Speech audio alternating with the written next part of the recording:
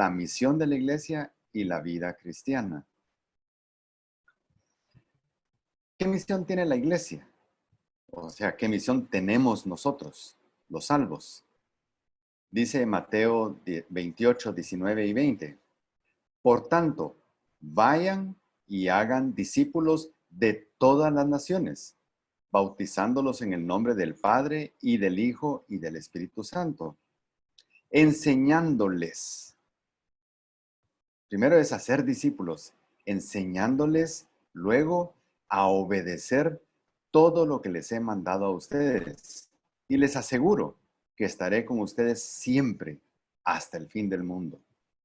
Esa se le conoce como la gran comisión o la misión principal de la iglesia en este mundo. Veámoslo en una forma gráfica. Para poder hacer todo eso, lo primero que tenemos que hacer, y si no lo hacemos, es un terrible obstáculo para cumplir con la misión. Lo primero es modelar a Cristo. Si nosotros no damos muestras claras de que Cristo nos está transformando, de que Cristo ha tomado el control de nuestros apetitos, de nuestros deseos, de nuestra naturaleza pecaminosa, muy difícilmente vamos a poder cumplir la gran comisión. Así que lo primero es modelar a Cristo. ¿Qué viene después? Hacer discípulos de Cristo. Pero entonces ya tendremos la solvencia para poder hacer discípulos de Cristo, porque verán a Cristo en nosotros. ¿Qué viene después? Enseñar los mandamientos de Cristo. Eso está muy bien. Enseñar suena a instrucción, suena a una clase donde hay un maestro y donde hay alumnos. Pero el mandamiento no nos deja solamente en enseñar, sino nos pide animar a otros también a modelar a Cristo. Animar a otros a modelar a Cristo. Y luego de que ya ellos, al igual que nosotros, estén modelando a Cristo, el siguiente paso es animarlos a unirse a la misión, que ellos hagan suya la misión. ¿Y qué sucede en ese momento? Cerramos el ciclo. Esta persona a la que hemos modelado, discipulado, enseñado y animado a que viva de acuerdo a Cristo y que se una a la misión, él mismo iniciará este ciclo con alguien más. Y ¿saben una cosa? Para todo ese proceso no estamos solos. Cristo lo prometió. Tanto Él, en la forma de su Espíritu, estaría con nosotros. Y no solo eso, su Espíritu nos daría el poder para poder cumplir con esa misión. Así que esa es la tarea grande que tenemos cada uno de nosotros. Y esa no es tarea de los pastores, de los obispos, de los siervos del Señor, reconocidos oficialmente. No, esa es misión de toda persona, de todo salvo, de todos nosotros. Y saben, es una misión que no podemos eludir. Y es una misión sobre la que Dios nos va a pedir cuentas. ¿Quién es el que envía a la iglesia? O sea, ¿quién nos envía a nosotros, los salvos, a hacer esa misión? Romanos 10, 14 y 15 dice, ahora bien, ¿cómo invocarán a aquel en quien no han creído? ¿Y cómo creerán a aquel de quien no han oído? ¿Y cómo oirán y no hay quien les predique? Si no hay quien les predique, ¿y quién predicará sin ser enviado? Así está escrito. Qué hermoso es recibir al mensajero que trae buenas nuevas. A mí me gusta ponerlo mucho en forma gráfica porque eso se recuerda. Empecemos. ¿Cómo invocarán si no han creído? Es imposible que invoquen al Señor si no han creído primero en Él, si no son salvos. Pero, ¿cómo creerán si no han oído? Y eso es importante. Por eso es nuestra misión, para asegurarnos que toda persona más adelante no pueda decir, nadie me dijo, nunca lo leí, nunca lo oí, nunca lo vi, no supe. ¿De quién depende que las personas tengan esa oportunidad? De nosotros. ¿Cómo invocarán si no han creído? ¿Cómo creerán si no han oído? ¿Cómo oirán si no se les predica? Si nosotros decidimos no cumplir nuestra misión, muchos no oirán. Pero, ¿cómo predicar sin ser enviado? Miren, esa pregunta es bien importante. Yo no puedo enseñar lo que yo no soy todavía. ¿Eso qué quiere decir? Si yo no soy salvo, no voy a poder enseñar cómo es la vida victoriosa en Cristo. No lo voy a poder enseñar, porque para mí será solamente teoría, pero no será una vivencia en mí. Por lo tanto, ¿cómo predicar sin ser enviado? Imposible. Y entonces viene la siguiente pregunta, la siguiente aseveración. Cristo es el que equipa y Cristo es el que nos envía. Esa es la esencia de este texto. ¿Quién envía a la iglesia? Y hay otro texto adicional en Mateo 10:40, dice, quien los recibe a ustedes. Y esto es para terminar de confirmar todo esto que estamos viendo. Quien los recibe a ustedes, me recibe a mí. Y quien me recibe a mí, recibe al que me envió, al Padre.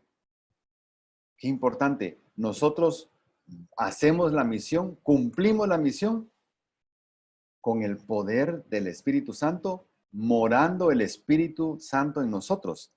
Pero cuando realizamos la tarea y la misión y llegamos al que aún no ha creído, es Cristo el que está ahí. Es el Padre el que está ahí. Es el Espíritu Santo el que está ahí. No somos simplemente nosotros. La Trinidad, Dios está con nosotros mientras hacemos esa tarea. Y eso lo dice la palabra de Dios. No es mi convicción nada más. Lo dice la palabra de Dios, muy claro. Y hemos dicho siempre, la palabra de Dios, el Evangelio, es sencillo. Es sencillo. Nosotros lo complicamos. La religión lo complica. Las congregaciones lo complican. Y muchas veces lo vuelven místico, difícil de entender, difícil de discernir. Pero el Evangelio que Cristo predicó es sencillo. La gran mayoría de la Biblia es fácil de entender. ¿Qué unifica o quién unifica a la iglesia?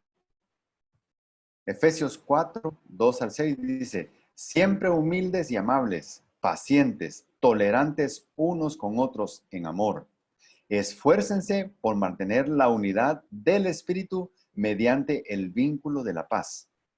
Hay un solo cuerpo y un solo Espíritu, así como también fueron llamados a una sola esperanza, un solo Señor, una sola fe, un solo bautismo, un solo Dios y Padre de todos, que está sobre todos, por medio de todos y en todos.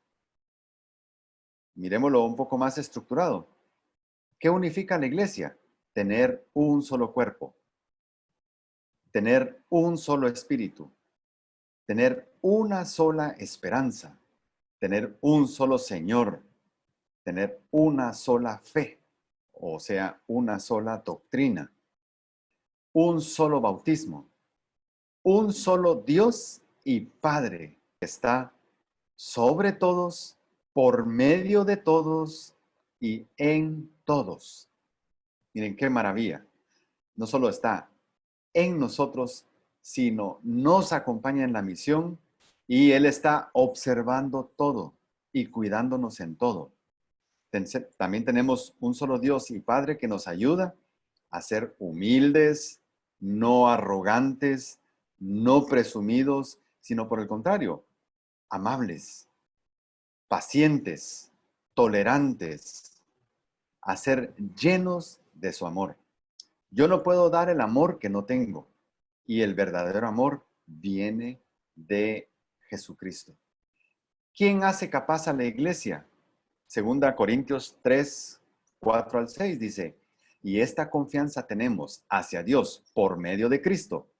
No que seamos suficientes en nosotros mismos, para pensar que cosa alguna procede de nosotros, sino que nuestra suficiencia es de Dios, el cual también nos hizo suficientes como ministros de un nuevo pacto. Estamos preparados para cumplir la misión. Cristo nos hace capaces. Ya no depende de nuestras propias capacidades, de nuestros propios conocimientos, de nuestros propios recursos, de nuestro propio intelecto.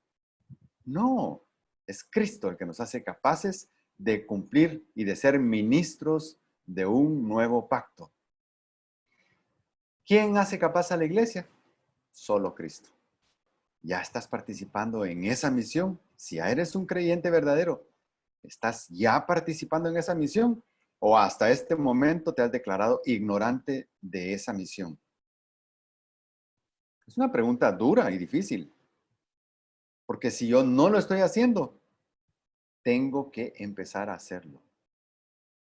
Tengo que empezar a hacerlo. Ahora viene un tema muy importante. Ya vimos qué es la iglesia. La iglesia somos los salvos. Pero hay otro concepto muy importante que tenemos que ver hoy y que difiere un poco sobre la iglesia, el cuerpo de Cristo, y es la iglesia local. ¿Qué es la iglesia local? Es un conjunto de personas. Y aquí miren la diferencia.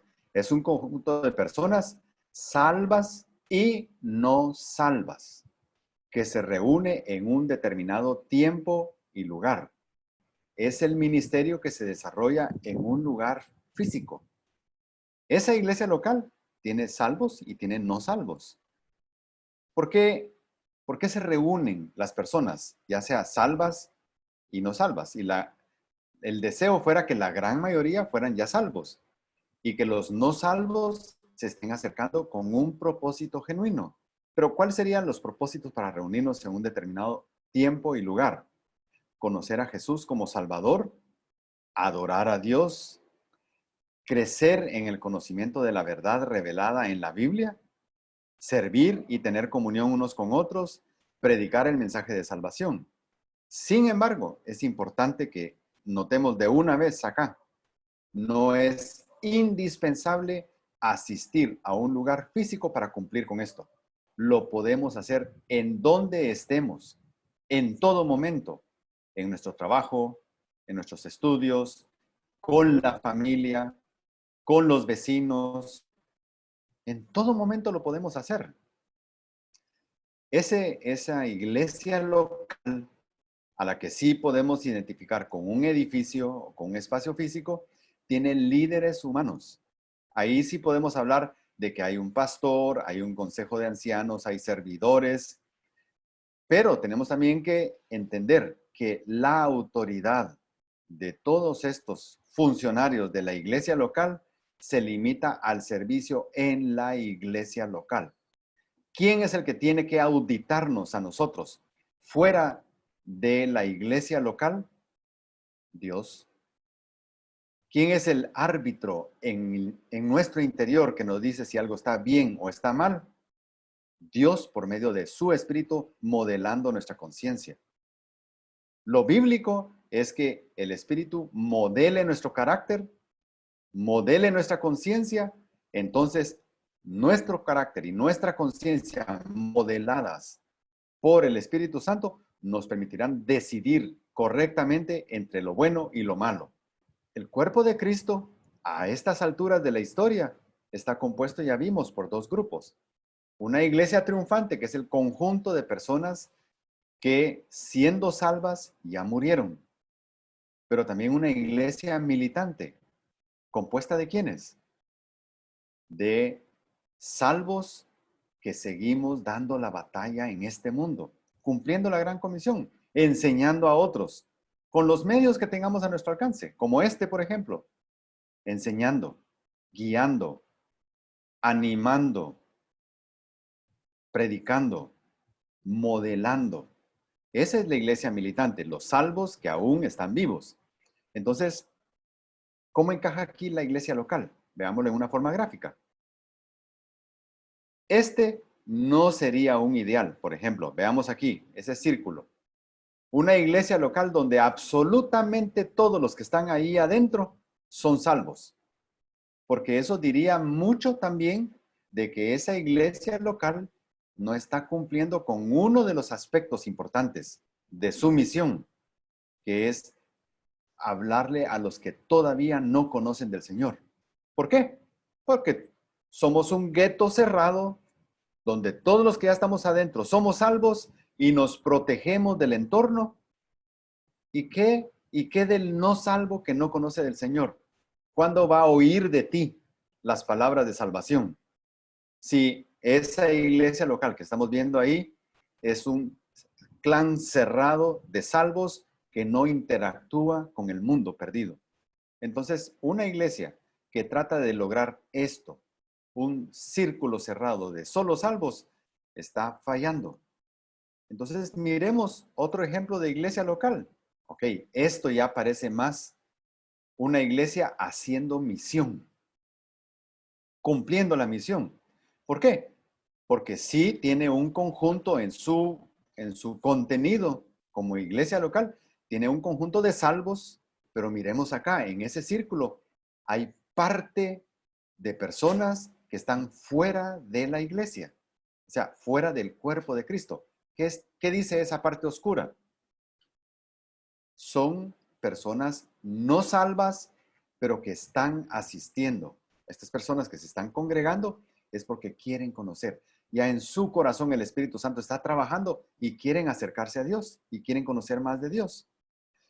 Este es otro caso. Esto ya es un poco más peligroso. Ya es una desproporción grande donde en una iglesia local hay muy pocos salvos, pero hay muchos que no son salvos. ¿Y por qué puede ser peligroso? Porque al ser una gran mayoría los que no son salvos, puede ocurrir que presionen tanto las disposiciones de la iglesia local que la lleven a salirse de rumbo y convertirse entonces en una secta. Este último círculo tampoco es deseable. Ni el penúltimo, ni el último, ni el primero. El último porque ya en esa iglesia local, entre comillas, ya no hay ni un salvo. Ya no hay ni una persona salva. Está más claro entonces que es la iglesia y que es una iglesia local. Ahora, ¿cómo debería ser tu lealtad? Y este es un tema que a muchos no les gusta oír, porque quisieran que los seres humanos fuéramos leales, incondicionales al pastor de la iglesia. ¿Por qué? Porque eso le da un gran poder al pastor. Pero no se trata, en el cuerpo de Cristo, no se trata de posiciones de poder y posiciones de autoridad. Cristo ya lo dijo, el que me quiere seguir a mí, tiene que aprender a servir. Porque hasta yo, que soy el verbo, el logos eterno, vine a este mundo, ¿para qué? Para servir y no para ser servido. ¿Cómo debe ser tu lealtad? Para Dios y para su palabra, tu lealtad debería ser incondicional. Incondicional. Tú no le pones condiciones a Dios, no le pones condiciones a su palabra. Toda la escritura es inspirada por Dios y toda la escritura es útil para ti, para mí. Pero, ¿cómo debe ser tu lealtad para los pastores y para los líderes? Todo tipo de líder puesto en la iglesia local. ¿Cómo debe ser tu lealtad para ellos? Debe ser condicional. Y esto no estamos hablando aquí de insubordinación, de rebelión. No, no estamos hablando de eso. Estamos hablando de que todo líder debe estar dispuesto, ya que está tomando una posición de autoridad, dispuesto al escrutinio de todos los miembros de su congregación. ¿Respecto a qué? A lo que enseña, a cómo vive. Debe estar dispuesto a eso. El punto es a quién es leal ese pastor y ese líder. Si ese pastor o ese líder deja de ser leal a Dios y a su palabra, yo no tengo ninguna obligación, basado en la palabra de Dios, ninguna obligación de seguirlo. Ahora, ¿cómo sé yo si alguien dejó de ser leal al Señor? Porque yo conozco, tengo que conocer, tengo que escudriñar, tengo que estudiar la palabra y tengo que confrontar lo que me están diciendo, lo que me están enseñando con la palabra de Dios. Esa es la forma en que se hace. No es, me parece a mí, se me ocurre a mí, es mi impresión que él ya dejó de ser leal a Dios. No, esa deslealtad de un pastor, de un líder, debe confirmarse con la palabra de Dios. Debe cotejarse con la palabra de Dios. ¿Y quién tiene que hacer eso? Yo como miembro. Y yo mismo me tengo que estar preguntando todo el tiempo, ¿soy leal yo a Cristo y a su palabra? Esa es una pregunta difícil que me tengo que hacer siempre. Es una pregunta de vulnerabilidad honesta conmigo mismo y con el Señor. No se trata solo de juzgar al que está arriba, en eminencia, en una congregación. Se trata de discernirnos todos, todo el tiempo, cómo está nuestra lealtad. ¿Cuáles son razones correctas para servir? Servir por gratitud. Eso está en Hebreos 12, 28 y Lucas 17, 11 al 19. Servir para agradar a Dios, en Efesios 6, 5 al 8 o en Colosenses 3, 17 y 23. O porque es un mandato también. Es una razón correcta para servir. Es un mandato servir. Mateo 28, 19 y 20. Ahí está la gran comisión. Hechos 1, 2, 1, 1, 8. Mateo 20, 26 al 28. Dice, pero entre ustedes no debe ser así. Ahí está hablando sobre qué significa la posición de servicio. Al contrario, el que quiera hacerse grande entre ustedes deberá ser su servidor. Y el que quiera ser el primero deberá ser esclavo de los demás. Así como el Hijo del Hombre no vino para que le sirvan, sino para servir y para dar su vida en rescate por muchos. Esa es la forma. Ese es el modelo que Cristo nos dejó. ¿Quieres una posición de liderazgo? Sí. Tienes que ser el mejor servidor. El que está más dispuesto a servir, porque eso te hará grande para Cristo. ¿Qué es entonces y qué no es la iglesia? Estamos ahorita ya como resumiendo qué es y qué no es la iglesia, para que de aquí en adelante no haya confusión y le llamemos a cada cosa de acuerdo a su nombre correcto. La iglesia no es un edificio. La iglesia no es una tradición heredada por generaciones. No es un club social, un centro caritativo, un club caritativo. No es eso. Tampoco la iglesia es una denominación. No es así. La iglesia no es una estructura de liderazgo. La iglesia son los salvos. Eso es la iglesia. Ahora que sabemos lo que es y lo que no es la iglesia, viene una pregunta importante. ¿Ya eres parte de la iglesia? ¿Ya eres parte de la iglesia?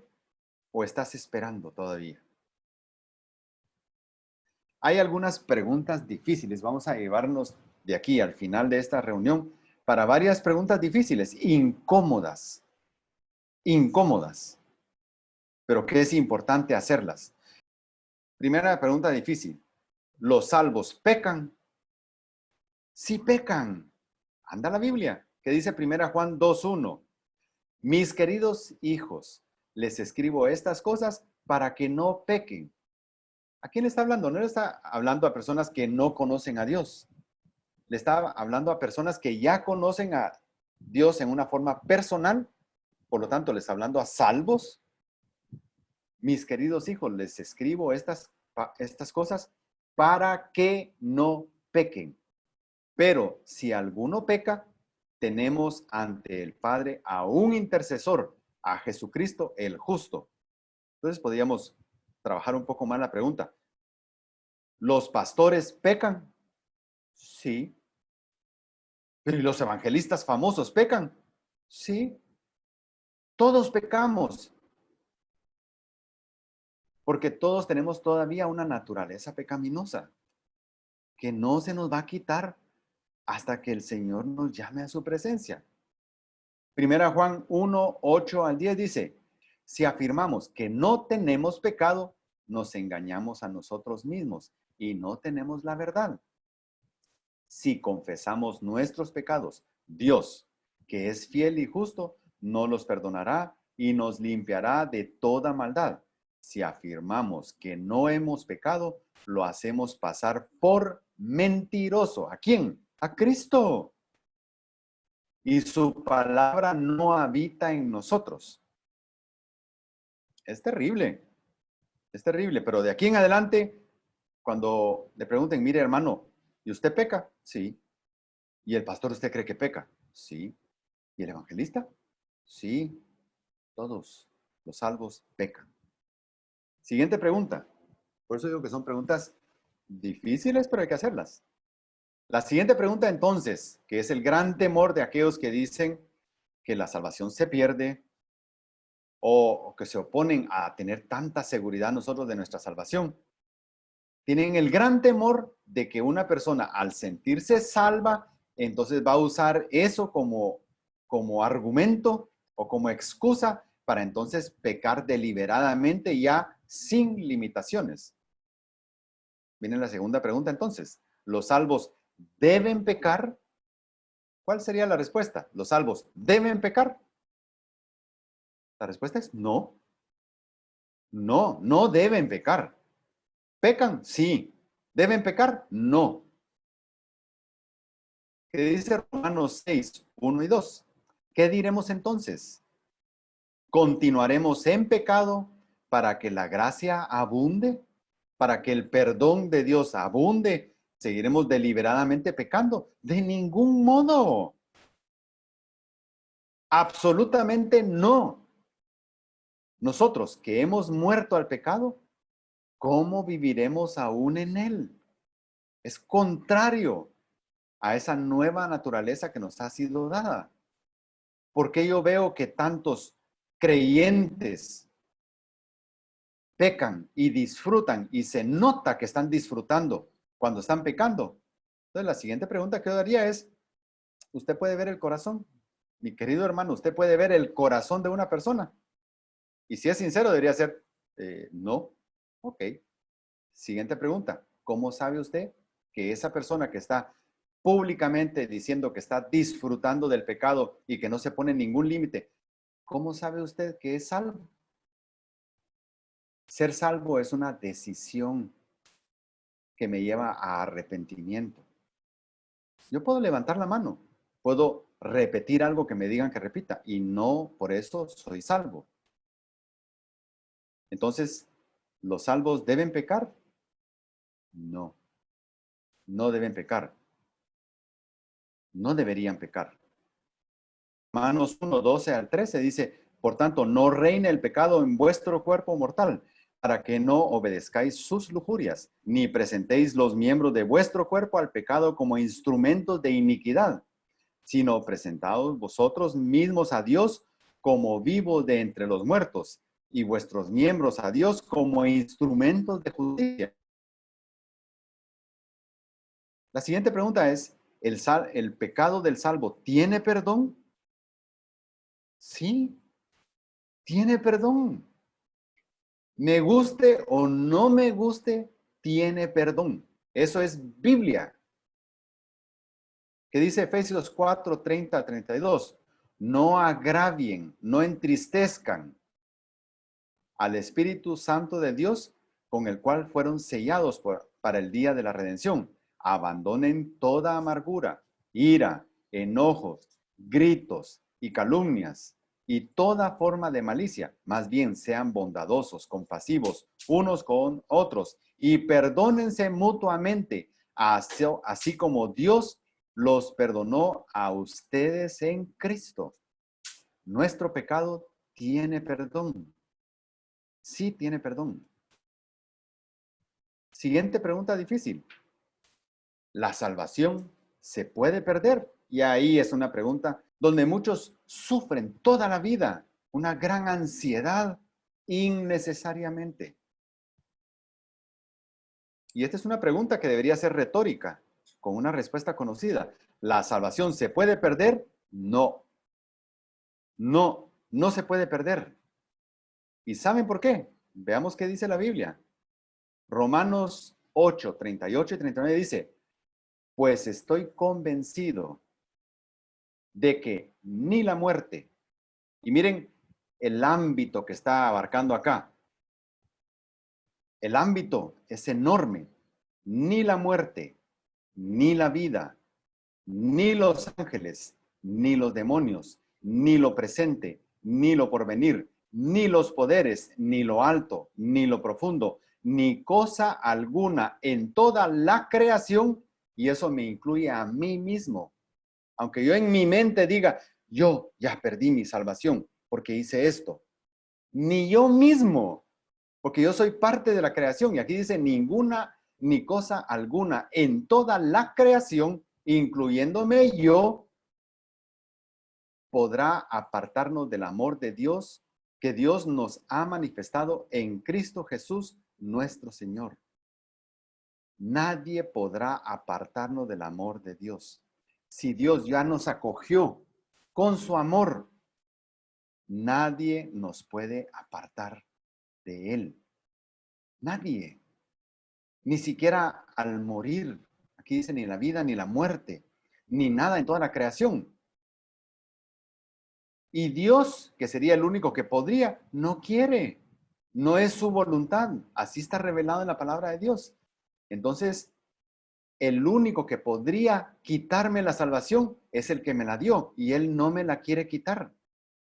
Entonces, si el que me la dio, que es todopoderoso, no me la quiere quitar porque es un regalo comprado con sangre para el que cree, entonces debo vivir yo con una gran seguridad. No debo vivir con la zozobra permanente. ¿Será que hoy cometí un pecado? ¿Y qué pasa si Jesús viniera ahorita? ¿Será que soy de Él o ya no soy de Él? Esa es una angustia. Y miren, si alguien cree en su corazón, con toda sinceridad, que se pierde su salvación, de todos modos, aunque lo crea con toda la sinceridad del mundo, no la pierde. ¿Qué es lo que va a perder? La paz. La paz. La paz la va a perder, pero su salvación no la va a perder, por más que crea eso. Pero hay otro texto que creo que veamos en Juan 10, 28 y 29. Dice, mis ovejas. Y ahí nos está refiriendo a personas que todavía no conocen a Dios en una forma personal. Está hablando de salvos. Mis ovejas oyen mi voz, yo las conozco y ellas me siguen. Está hablando de la iglesia. Ahora ya podemos hablar con propiedad. Está hablando de la iglesia, el cuerpo de Cristo, la esposa del Cordero. Mis ovejas oyen mi voz, yo las conozco y ellas me siguen. Yo les doy vida eterna y nunca perecerán, ni nadie podrá arrebatármelas de la mano. Mi Padre, que me las ha dado, es más grande que todos. ¿Está hablando de qué ahí? Está hablando de la omnipotencia de Dios. ¿Quién rebasa la omnipotencia de Dios? Nadie. Y de la mano del Padre, nadie las puede arrebatar. Así que si yo tengo esa doctrina en mi mente, porque así me la enseñaron, así la aprendí, así la creo, y así me voy a morir, tengo que entender una cosa. Solo alguien más grande que Dios podría quitarme la salvación que Dios me ha dado. Entonces tendría que revisar su doctrina para encontrar quién es ese más grande que Dios, capaz de arrebatarme de la mano del Padre. Hay quienes dicen, Satanás es capaz de arrebatarnos del Padre. Ajá, ¿te das cuenta de lo que estás haciendo? Lo que estás diciendo.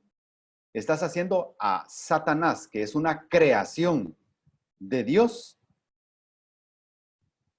Él creó a Lucifer, lo creó perfecto, pero decidió rebelarse. Pero estás diciendo que una creación de Dios es más poderosa de que Dios, al grado de que Dios, no queriendo que alguien sea arrebatado de su mano, alguien como Satanás lo arrebata de la mano de Dios. Estás volviendo a Satanás superior a Dios. ¿Quieres ser bíblico? Lee pasajes como este.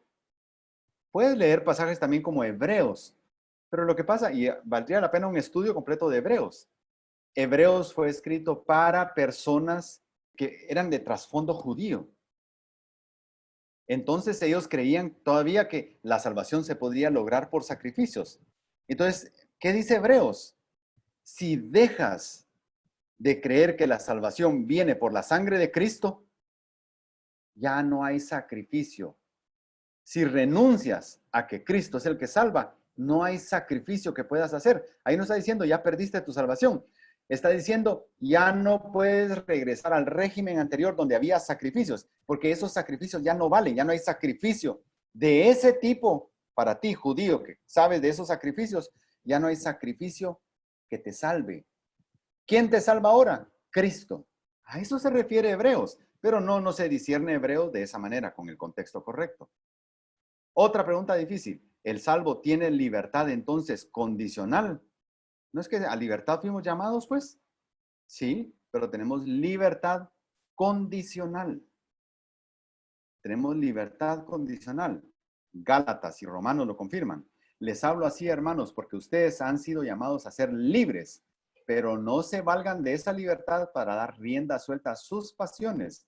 Más bien, sírvanse unos a otros con amor. En efecto, toda la ley se resume en un solo mandamiento. Ama a tu prójimo. Ama a tu prójimo como a ti mismo. Por tanto, dejemos de juzgarnos unos a otros, más bien, propónganse no poner tropiezos ni obstáculos al hermano. El que de esta manera sirve a Cristo agrada a Dios y es aprobado por sus semejantes. ¿De qué se trata la vida cristiana? Sí, de tener libertad, pero una libertad en amor. Yo no tengo que hacer nada que sirva de tropiezo a mi hermano que es más nuevo en las cosas de Dios, que sabe menos de las cosas de Dios, que es un niño en Cristo. Yo, como más maduro, puedo decir, yo tengo libertad, la Biblia me enseña que soy libre, pero si tu hermano se molesta por eso, que dice la Biblia, por sobre tu libertad está el amor al hermano. No lo hagas. No lo hagas. Por amor a él, no lo hagas. Libertad condicional. Una siguiente pregunta y que nos va a enlazar con la siguiente temática que vamos a ver, que son el asunto de la muerte, los eventos futuros y la profecía, que esa es la temática para la siguiente reunión. Dice, ¿el salvo debe temer a la muerte? ¿Debemos estar tan angustiados por la muerte? También debería ser una pregunta retórica y la respuesta debería ser no.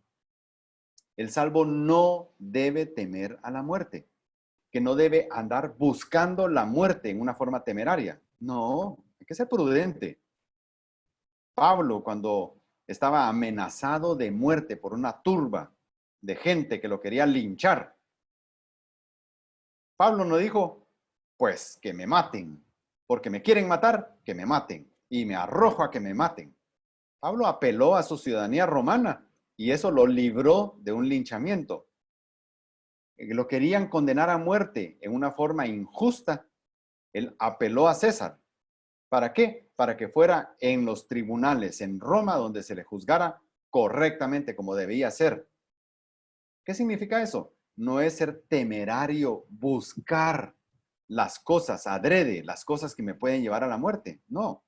Si tengo recursos para librarme de la muerte, y eso en mucho tiene que ver con lo que está pasando ahora, es absurdo ver cómo la gente reta a la muerte cuando la palabra nos llama a ser prudentes. ¿Qué significa prudencia en esta época? Cuídate por amor a los demás, por amor a ti mismo, por amor a los demás, por amor a los tuyos. Cuídate, protégete. No andes en una forma temeraria por todos lados. Entonces, ¿debemos temer a la muerte? No. Primera Tesalonicenses 4, 13 y 14. Es Pablo el que está hablando y dice, hermanos, no queremos que ignoren. Está hablándole a salvos. Estamos hablando de que un salvo no debe temer a la muerte. Ahora, un incrédulo, aquel que todavía no tiene una relación personal con Dios, sí debe temerle a la muerte. Y eso lo vamos a ver en la siguiente ocasión. Hermanos, no queremos que ignoren lo que va a pasar con los que ya han muerto. ¿El cristiano muere? Sí. ¿Se puede enfermar y se puede morir? Sí. Aunque yo ore mucho, sí se puede morir, porque mi oración no es superior a la voluntad de Dios. No queremos que ignoren para que no se entristezcan como esos otros que no tienen esperanza. Está hablando de los que no conocen todavía en una forma personal a Dios. ¿Acaso no creemos que Jesús murió y resucitó? ¿No lo creemos? Y ahí es para que digamos, sí, claro, claro, sí lo creemos. Así también Dios resucitará con Jesús a los que han muerto en unión con Él. Y en Filipenses 1, 21, 23 y 24 dice, porque para mí, y eso lo está diciendo también Pablo a otro grupo, a la iglesia de Filipos, para mí el vivir es Cristo y el morir es ganancia.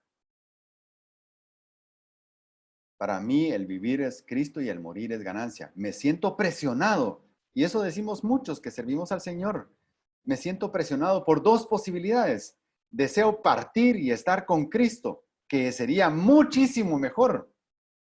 Pero por el bien de ustedes es preferible que yo permanezca en este mundo. ¿Por qué? Porque tengo una misión, la misión de enseñar, la misión de predicar, la misión de aconsejar, la misión de hospedar, la misión de servir. ¿Cuánta misión podemos tener en este mundo? Así que tenemos ese dilema. ¿Con Cristo estaría mejor? Sí, pero estás en este mundo y tienes una misión. Cumple tu misión. Estate tranquilo hasta que Dios te llame. Así que podemos decir, la salvación, o sea, tu relación personal con Dios, no la puedes perder al pecar. Si ya la tienes, esa salvación, esa relación personal con Dios, no la puedes perder al pecar. Por supuesto, no se desea que peques. ¿Qué sí se puede perder? Tu comunión con Dios. Esa sí se puede perder al momento de pecar. Esa cercanía, ese diálogo permanente con Dios, lo puedes perder. Culpa tuya. Pero sabes una cosa, gracias a Dios lo recuperas inmediatamente al momento de arrepentirte. Lo recuperas. Grandes preguntas antes de terminar. ¿Cómo está tu comunión con Dios? Si eres salvo, ¿cómo está tu comunión con Dios? O quizás más profundo, ¿tienes ya una relación personal con Dios? ¿O solo profesas ser cristiano? ¿O eres una persona que está queriendo acercarse a Dios, pero sin todavía una relación personal con Dios? ¿O eres un admirador de Jesucristo, pero todavía no le conoces en una forma personal? ¿Tienes ya una relación personal con Dios? Si aún no tienes una relación personal con Dios o tienes problemas con tu comunión con Dios, eso tiene solución. Hoy es el día. Hoy es el día. Después de que terminemos, arrodíate o en tu cama o en un sillón o en el carro, donde sea. Resuelve de una vez esa situación. ¿Qué más estás esperando? No hay nada más que esperar. Hoy es el día.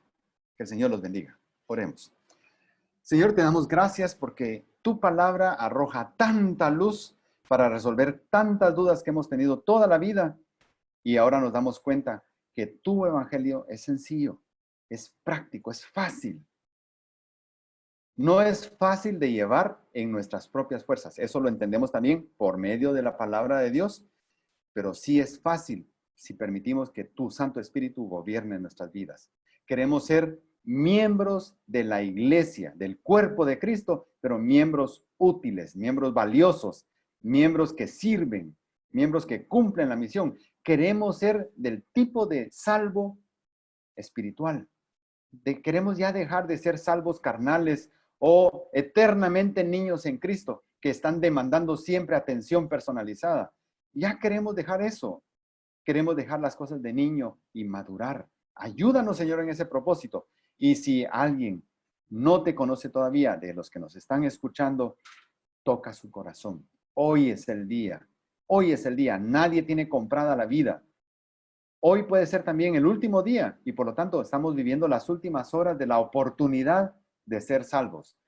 Gracias te damos, Señor, por tu palabra y por este gran tema que nos has permitido cerrar hoy, el tema de la iglesia. Y ábrenos, Señor, la mente para el tema profético, el tema de eventos futuros que viene en la siguiente reunión. Oramos, Padre Celestial, en el nombre de Cristo. Amén.